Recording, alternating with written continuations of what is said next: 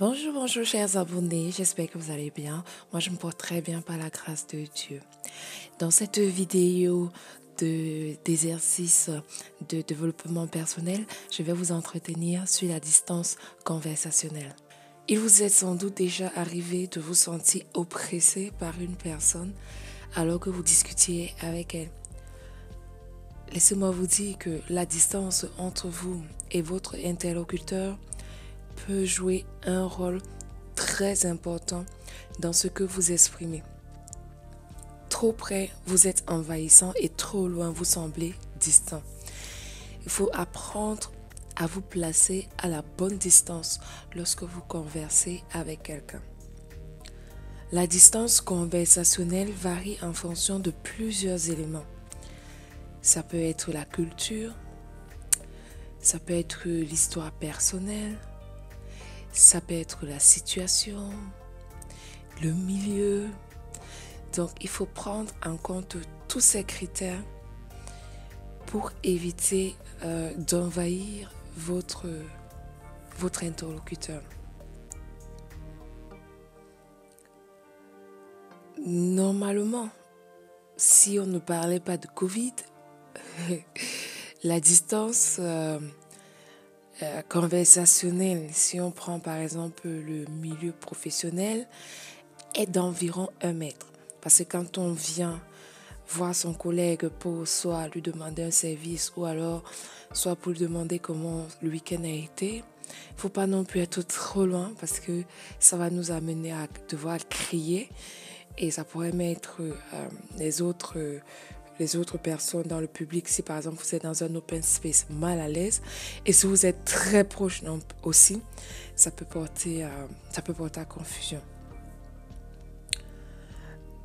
Pour mesurer généralement une bonne distance, il faut tendre un bras, donc tendre le bras entre votre interlocuteur et vous pour avoir une bonne distance conversationnelle.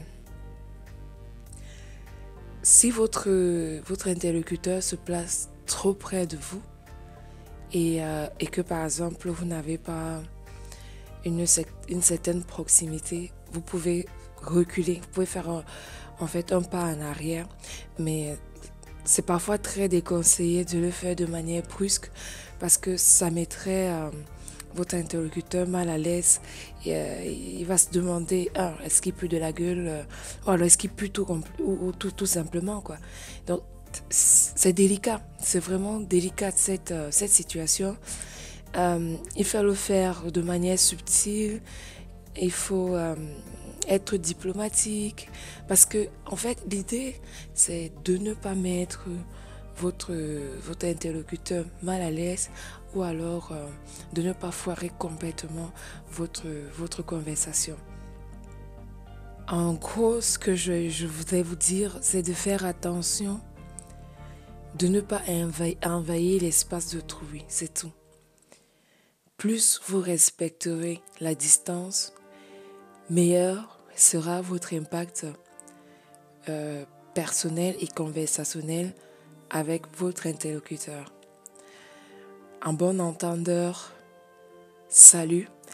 Et pour certaines personnes qui connaissent cette expression, je dirais, en bon entendeur, ne tue pas les voleurs. Voilà, je vais m'arrêter ici et je te dis de rester en santé et de revenir très prochainement sur la chaîne Nipub pour plus de vidéos, pour plus de tutoriels.